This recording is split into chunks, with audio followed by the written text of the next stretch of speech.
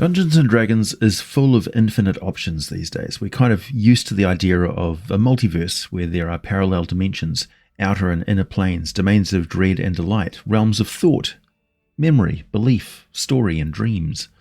I often talk about the spelljammer concept of a fantasy reality in which the cosmos of the prime material plane is composed of this bizarre arrangement of an infinite flow of rainbow-hued gas, the phlogiston flows, and drifting along within it, created by unknown powers, are massive crystal spheres twice the size of our solar system, more or less, each containing unique environments like fish bowls or terrariums, and fairly common variety containing something like a star in the middle with a few planets and asteroid fields, and star-like creatures or luminous crystals that imprison eldritch beings floating out in the great gap between the furthest planetary object and the inner surface of the crystal orb itself. This is understandably a bizarre thing for new players and DMs of the game to have to deal with as the assumed default way that space travel is dealt with in D&D, but it's just an option, one that I frequently ignore in my own games. I don't have to use any sort of fantasy space travel. It's perfectly fine to use existing reality as we know it. Stars, planets, galaxies, vast voids of interstellar space, black holes, cloudy nebula, a thin zone around the stars where planets can support life as we know it. In Dungeons & Dragons, the need to actually venture out into the vacuum of space and traverse the mind-boggling distances just to get from one planet to another is completely shelved when we can simply open a magical portal and step from one location to another. With the need to see or be familiar with the distant location, we have divination magic to scry on the area before we create the portal. Easy enough. There are also other parallel dimensions and methods of travel, such as flying through the border ethereal plane or astral projection, or travelling to one of the known dimensional nexus points that connect a damn near infinite number of locations across the multiverse, such as the city of Sigil, or the so-called first layer of the Abyss, or Asmodeus' fortress in the ninth hell called Nesis, or the very top heavenly peak of Celestia, or one could simply visit another of the outer planes and ask a divine being to simply relocate them instantly anywhere they want. In the established world settings, particularly the Forgotten Realms, it's hard to avoid stumbling across ancient ruins with forgotten portals to mysterious realms, hence the name of the place. One of the reasons I loved the setting so much is because it's so easy to take your game off-world and find portals back there again. It also means that the overall ecology of the planet is wide open to disruptions and possible bizarre microbiomes of otherworldly weirdness. Alien beings are so prevalent on the planet of Toril that we just accept their existence without the blink of an eye. Oh yeah, Aboleth, Grell, Mind Flayers, Beholders, they're all just part of the landscape. But these things are all aliens. I mean, seriously dangerous, intelligent and motivated alien invaders. How have they not taken over the world yet in the thousands of years that they've been present there? Hello, my name is AJ Pickett and I make videos about role-playing games, mostly monster, location and world-building lore for Dungeons & Dragons, and today I'm going to introduce you to one of the reasons why the other alien powers have more to worry about than just the teeming hives of civilized races on the surface of such worlds as Toril. So grab yourself a tasty beverage. We're about to get deeply nerdy. The Tsochar made their appearance in 3.5 edition D&D. They are very detailed, with a chunk of lore about them on the pages of the sourcebook titled Lords of Madness, the Book of Aberrations. The majority of what I'm about to tell you comes directly from the pages of that book. Those of you who are lucky enough to own it have fun keeping up with me as I rip through the material in my usual chaotic fashion, adding my own notes as I go. Somewhere, far off, is a dark and deadly world, a nightmare landscape inhospitable to life as we know it. In a dark sky, a baleful star shines cold light from far away. Ragged landscapes swirl with foul mists, and the ruins of things long dead and forgotten are now little more than broken monuments hinting at shapes and creatures born of nightmares. The ground is a coarse, gritty mixture of old stone shards and bits of dry bone. Here and there a spike of old workstone juts like broken teeth, slick with slimes that chew away at the surface, and an unwary footstep can break through a pock-marked egg sac swarming with hungry, worm-like parasites. Bone-chilling cold seeps in, but is soon offset by a raging fever as the bacteria and virus spores in the thin air attack the body from within. Deep below, in huge chambers linked by tunnels no wider than sewer pipes, the Tsochari gather in huge numbers around arcane constructions. The light and air from thousands of different worlds bathe grisly scenes where screaming victims strapped to crusty slabs of rock have their flesh and organs stripped from them by the curious Tsochar, assisted by shambling horrors made of reanimated golems composed of organs of hundreds of different creatures. Whimpering cries can be heard from countless dark cocoons housing victims waiting to be used as nothing more than vehicles for the countless Tsochari. Skittering and clumping in chaotic body forms that make no logical sense, lit by arcs of power, artifacts and relics from across the multiverse rest in burrowed out alcoves or float over twisted plinths of bone and twisted skulls. Flares of energy, pulses of sounds, twisted lifeforms and impossible geometries cavort and litter the chambers of the Tsochari, experimenting openly with magic forbidden and profane, their minds and motivations as mysterious as their origins or their ultimate plans. Far up, above on the surface, as the traveller crumples to the ground, their body being consumed from within as the slimes and oozes begin to eat into their skin. Wide eyes see the mists part and swirl around unfamiliar shapes as horrific predators start to lurch from hidden lairs, following a fresh scent. Briefly illuminated by the cold sun's light, the broken wreck of a mind flayer Nautilus ship, the massive skull of a Tarrasque, a thicket of forked iron tridents, each impaling what remains of a bearded devil corpse. This is a battlefield, a graveyard, a world that is a shrine to the death of reality. As the predators approach, some sibilant voice seeps into the traveller's mind, not one voice but many, and they are not interested in communication of any threat or reassurance. No, they're probing, prodding and tasting the traveller's thoughts as one would sniff some raw meat to see how fresh it was. This is not the predators though, it's whatever crawling horror is nestled within them. A Tsochar come to claim another fool who stepped through a portal without any means to return. Tsochari are noxious alien creatures. Their flesh is freakishly strong and tough, like iron cable, and the bodies of creatures of this world don't really compare. This accounts for the resistance to physical damage and their surprising strength.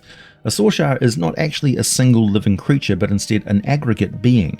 Each of the dozens of coiling tentacles and limbs that seem to comprise its body is in fact a living creature in its own right, known as a strand. A strand has its own nervous system and organs of respiration, digestion and reproduction.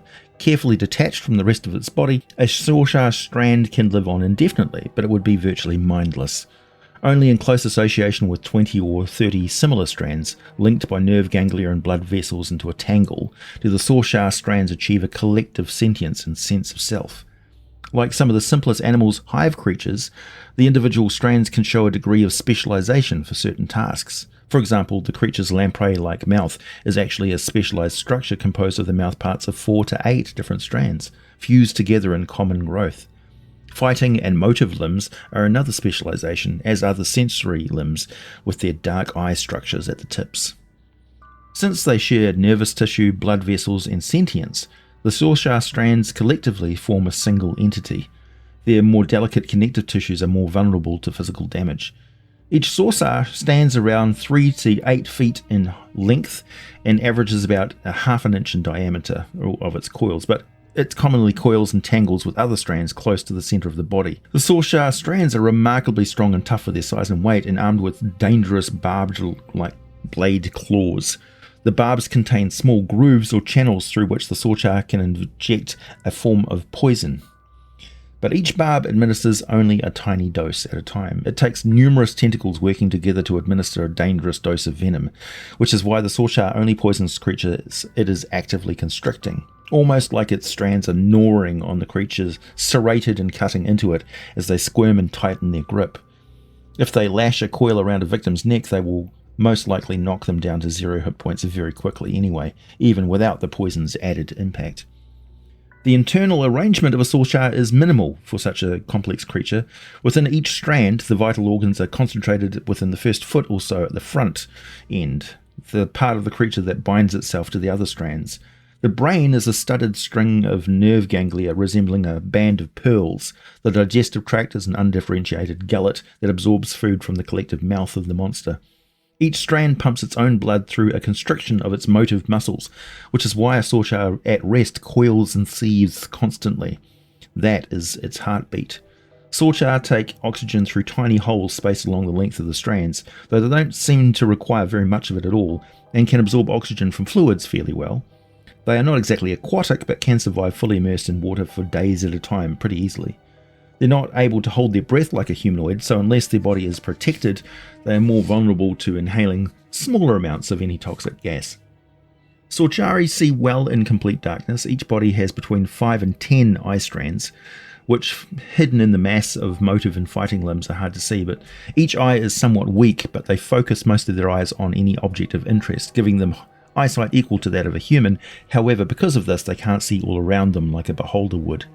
Tsochari hearing is comparable to human hearing. They have no true sense of smell and instead taste the environment much like snakes do. Also, due to their tough body and hide, they don't have very much of a fine sense of touch.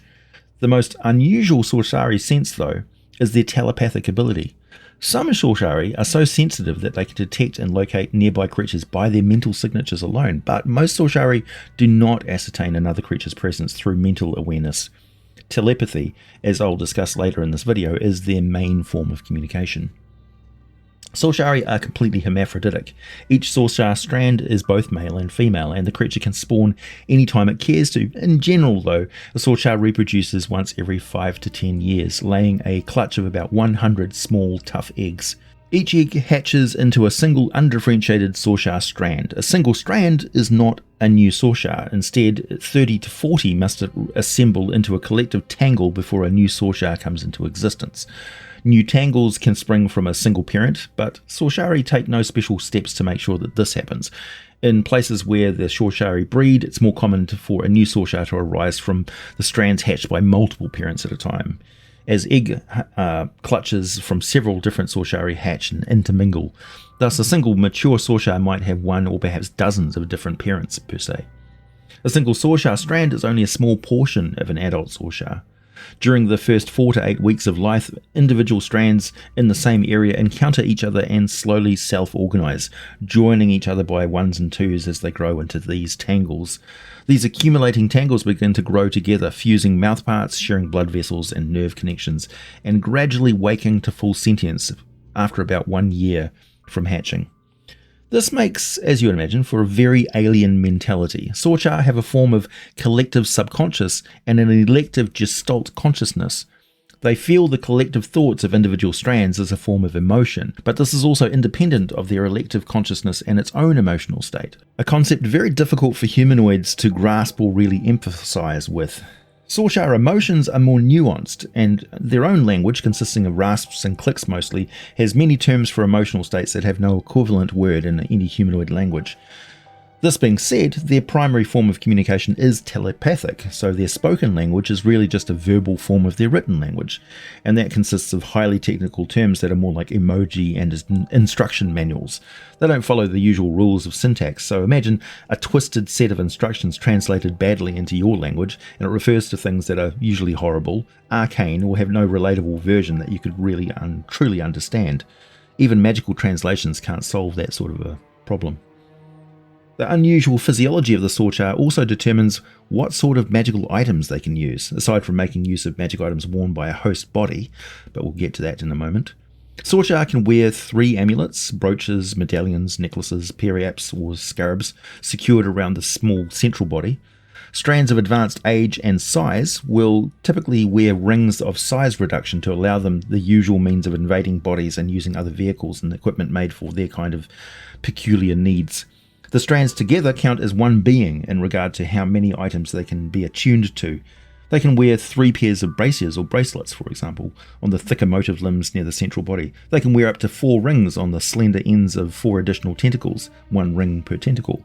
So, as you can imagine, the range of options a DM has to seriously boost the capabilities of a very well-equipped Tsochar is wide open to lots of devious ideas. And don't forget, these creatures may use some very alien magical items with limited uses, unusual component requirements, or a risk of mental damage to any humanoid who tries to use them for any length of time.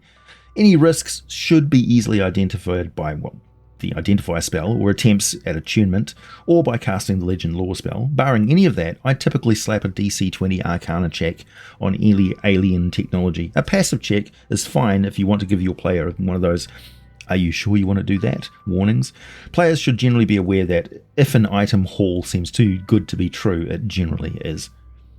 Tsochari are virtually immortal, per se. As strands age and die, a mature Tsochar subsumes newly hatched strands to replace the old. Roughly half of all Tsochari strands become incorporated into mature adults in this fashion. The other half assemble into the new individuals, given the opportunity. An individual strand lives for about 100 years. I don't think it's very common for a strand that has become part of a Tsochar to ever become fully independent again. The death of a Tsochar spells the doom of all the strands, but for the purpose of inventing some recurring mastermind boss monster, you are free to bend the situation a little. Perhaps a mature strand got rescued and bonded with replacements to reform the kind of, resurrect the villain of your plot. Tsochari grow larger as they grow older, adding more strands than they lose. The more strands a Tsochar has, the larger these strands tend to be. Very old Tsochari might consist of 100 or more strands, some close to 20 feet long and 3 inches thick, and may, as I mentioned, use magic items to reduce this greater size. And there's a reason they do this, because they take on hosts. We'll talk about that later. On rare occasions, Tsochar strands never find others of their own kind to fuse with, and live out their lives as small solitary predators that prey on rodents and vermin. Unlike rogue illithid tadpoles, they never grow to enormous size and power, so the Tsochari basically treat them like vermin, or absorb them, if they haven't passed their use-by date and become too independent. The fact that the number of strands that can bind together is so fluid and flexible provides a huge wealth of weird possibilities that we'll be looking at later in this video as well. We have a couple of stat blocks on the D&D Beyond website homebrew listings. I'll present those for you later in the video, and you can check the links for them down below. Tsochar incursions on the worlds inhabited by humanoids are thought to be quite rare. Space, after all, is vast, the distances are mind-boggling, and even in the millions, the Tsochari are not a numerous race. They are spread thin, opening portals and world gates to countless scattered planets. They might not even restrict their investigations to just the prime material plane. They are no doubt present in parallel dimensions, and of course, have counterparts that are in contact with them from those other realities. As far as the civilized races know, they are nowhere near as prevalent or dangerous as powerful aberrant civilizations as those of the aboliths or the mind flayers and the despotic beholders. However, where they are active, the Tsochari pose a different sort of threat, one of infiltration and assassination. The common folk of a human land have little to fear from the Tsochari, but the learned arcanists and mages have reason to be worried. Tsochari are spiteful, ambitious, avaricious, and self-centered. They would likely entertain all sorts of murderous schemes against one another, except for the fact that the Tsochar are not well equipped to inflict serious harm on one another. They can't poison or inhabit each other, and their hard flesh is difficult to damage with their own natural weapons. Two Tsochari can fight all day long and do no harm to each other, really.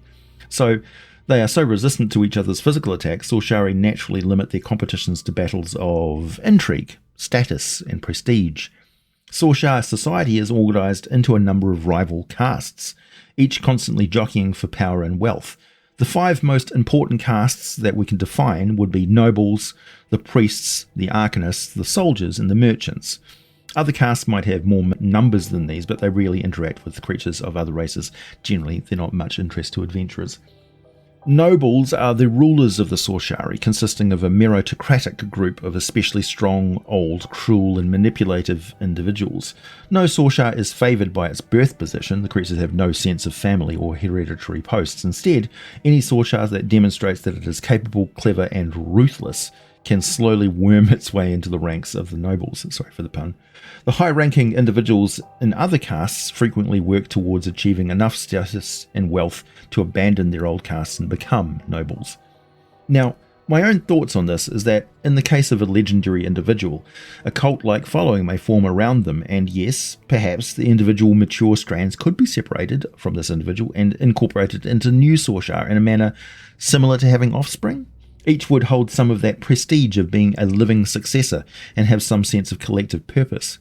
Cults like that are extremely political and very dangerous. A cult of personality has led to some of the darkest eras in human history, and I imagine Tsochari cults would be very bad news indeed.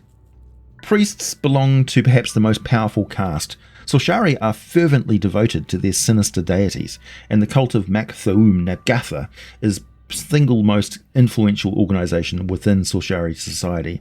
Even the nobles must pay heed to the priest's proclamation of divine will. Priests view the plundering and sacrifice of other creatures, such as humans, as a holy mandate and constantly seek to bring the worship of the nine-tongued worm to new spheres. While the mysterious cult of Thun has only recently sprung up among the Mind Flayers, the Tsochari has always been one of the most religious aberrant races. The Aboleth particularly loathe this aspect of their species, and the Mind Flayers justifiably, well, they don't fear it, but they have a heightened sense of caution about being directly exposed to dogmatic thought. The cult of Makthaum Nagatha comprises an elite priestly caste within Tsochar society, even more powerful and influential than the noble caste, really. The nine-tongued worm embodies the opening of infinite knowledge, the destruction of barriers, and the spanning of space and time, all things that the Tsochari deeply revere. In turn, Makthaum Nagatha regards the Tsochari as its favoured servants and agents, as much as it favours anyone or anything, and entrusts Tsochar priests with tasks it deems important. It considers them to be its angels.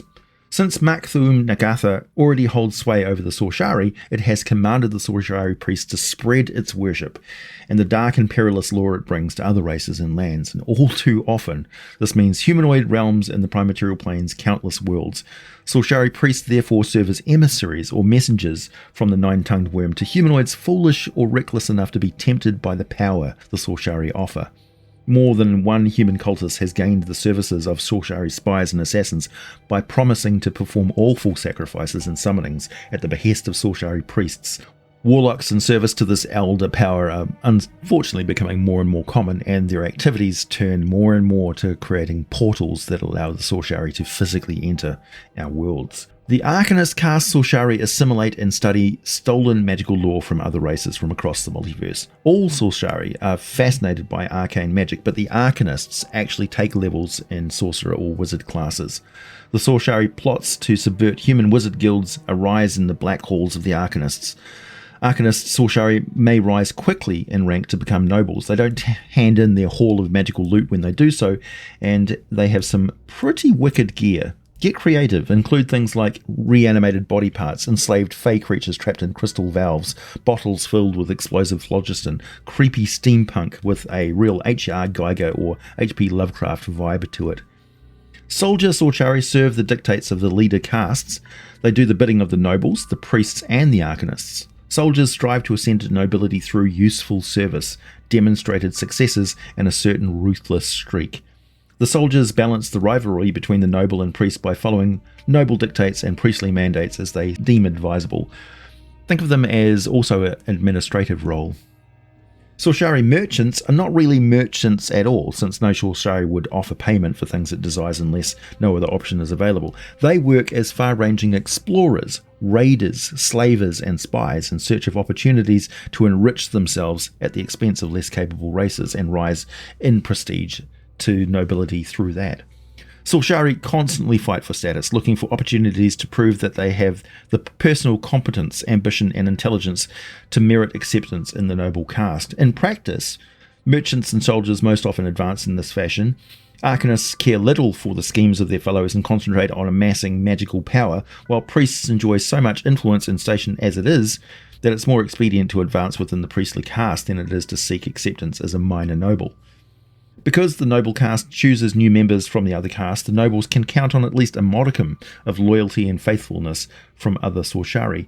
Angering a noble by failing to comply with its directives is a good way to ensure that no one will never be selected for that exalted class. After all, the lower caste Tsochari that determine disobedience is not likely to be noticed or punished frequently do as they please, ignoring the orders of their superiors. It just happens. The race would doubtless collapse into an eternal infighting and warfare if not for two unifying factors: the racial hunger for arcane magic and the racial devotion to the great powers of the far realm. Within the noble ranks, age, personal power, and cunning establish a pecking order of sorts. Newly elevated nobles seek the patronage of older, more powerful Tsochari to work to advance their elders' purposes. They form factions. Higher nobles can command the allegiance of some number of minor nobles. Great nobles are rare, indeed, each the satrap of a whole city or region. In Tsochari society, birth plays no role in achieving power. The great nobles represent a circle of equals, each of whom holds its position for centuries until some ambitious underling finds a way to unseat it. Those of you very familiar with Doctor Who, for instance, will be aware that there is a cult of scientist Daleks that are separate from the sort of military arm of things, the cult of Skaro. The Tsochari are contemptuous of most other forms of life. They recognise other powerful aberrations as a kindred of a sort and maintain cool relations with monsters such as the Neogi or Mind Flayers. If conditions permit, the Neogi are particularly useful for bringing them slave bodies. While Tsochari are far-ranging travellers with the ability and inclination to travel with other elder races, they dislike the fact that many of the aberrant races hold deities in little regard. Tsochari willingly ally with cloakers who share the same goals and religious fervour. Humanoids are little better than steeds, mounts to be used and discarded at will. Humanoids exist to provide Tsochari with wealth, magic, and ready sacrifices to the glory of beings such as Makthu Nagatha. Tsochari look forward to the day when they can launch a massive incursion, seizing the bodies of high mages and great priests alike and establishing themselves as the eternal and secret masters of enslaved humanity and subsuming their gods as well. A Tsochar is a body snatcher of the most horrifying kind, slipping inside a helpless or worse yet, a willing creature that is the same size as it is or larger. The process only takes a minute as the coils twist and wiggle their way inside to nestle between organs and snug between muscle and sinew. The strands then extend their natural ability to bind with their version of nerves and blood vessels to the new host and become a part of that body, but at that stage only as a most uncomfortable passenger. At first, after crawling inside a new host, the Tsochar can only share the senses and be in complete mind-to-mind contact with the host. It can't control the host's movements. However, it can inflict tremendous mental distraction and anguish, as the host has no way to shield their mind from it. Also, it can inflict unbelievable pain, as you can imagine, with pinpoint control of its strands' movements within the body, and if need be, a very fine control of those razor-sharp barbs in their injectable poison. The Tsochar rarely needs to use anything more than mental coercion, terrible threats and images of what it can do to the host's friends and family in order to turn them into utterly helpless accomplices, prisoners in their own skin, miserable. The telepathic link is very important when it comes to the Tsochar's prey of choice, spellcasters. As it knows what the host knows, it can steal any spell the host has memorized and then cast it as it chooses. Also, if need be, it can unsheath its tentacles, causing horrible pain to the host, and use them to attack those nearby. Typically, this would be the loved ones or allies of the host. This only takes a single action, and it is much more damaging than its first careful insertion into the host. Once exposed, the tentacles are vulnerable to attack, however the Tsochar still counts as having full cover, while still keeping the rest of its body inside the host. As you would expect, damage to the Tsochar typically inflicts damage to the host as well, and any healing given to the host also heals the aberrant monster inside them. It takes a remove curse. In 5th edition this would need to be cast at least level 8 spell level, matching the challenge rating of the Tsochar in order to force them out. And of course a wish spell can also remove them. Perhaps the easiest is the 6th level spell Heal, which will also purge the Tsochar and restore the victim, usually to full health. There are, unfortunately, many willing hosts of the evil Tsochari. These are typically destructive nihilists, maniacs, or sadists who share the Tsochari Dominion's goals of absolute entropy, the destruction of structure, the dissolution of order, the alien universe the Tsochari gods wish to create.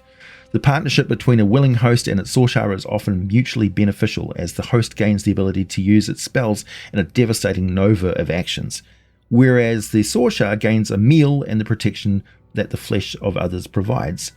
Such a host should not consider itself an equal partnership, however, as the Tsochar will gladly abandon or betray its host if the goals and desires of the two no longer coincide. This is pretty much inevitable, of course, as it makes for a great plot twist in your Dungeons & Dragons adventure.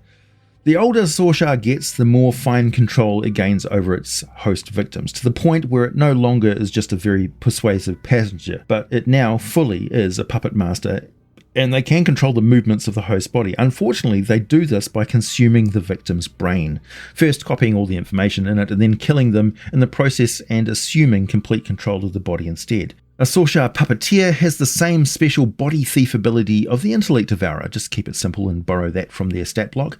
A Tsochar Puppeteer can access the spells and spell-like abilities of the body it steals, but it cannot recover them through rest or study. As such, Puppeteers tend to be very selective about their spell use, or be a specialist that can just take over one body after another. Also, they are now on a countdown timer until their host body becomes so riddled with disease and decay that it is no longer habitable. This grim process takes about a year though, as the Tsochar of course are feeding on them from the inside as well. So a Tsochar can hide in plain sight and inflict untold harm in the guise of its victim during that time, but eventually it will have to abandon that body. As mentioned, Tsochar learn all sorts of forbidden magic, any chance they can possibly get, though any spells that require the verbal or somatic components are usually beyond their ability to perform on their own unhosted state. Thus they need a constant source of host bodies, preferably ones that are already skilled in spellcasting in order to use their arcane knowledge themselves. A willing host can learn a lot from an ancient Tsochar. They may feel like they've gained superpowers, but what they really have is a despotic and merciless parasite that cares absolutely nothing for their hopes, dreams, and ambitions. To the Tsochari, the fun is in experimenting with arcane magic, the twisting of the boundaries of science. So they enjoy vivisection, animating dead flesh, creating monstrosities, and crafting gruesome flesh golems that act as hosts in particularly dangerous environments where concealing their true nature is much less of a concern. One can only hope that they never get their tentacles on the original Nether Scrolls or find the intact remains of magical technology of the ancient arcane fallen empires scattered across the wastes and remote ruins of Faerun. You may have noticed the particularly creepy artwork included in this video to help inspire your worst case scenarios where the unveiled Tsochar slipped into something right out of eldritch horror playbook and unleashes poison tentacle mayhem alongside flesh golem raw destructive power to accomplish its goals and pulverize anything that gets in its way. Links in the video description below for the homebrew stats to be found on D&D Beyond. I think these are excellent bases to work with, but there are many more possibilities for enhancing the alien horror of the Tsochari. Good luck, and let your players know that I said hi.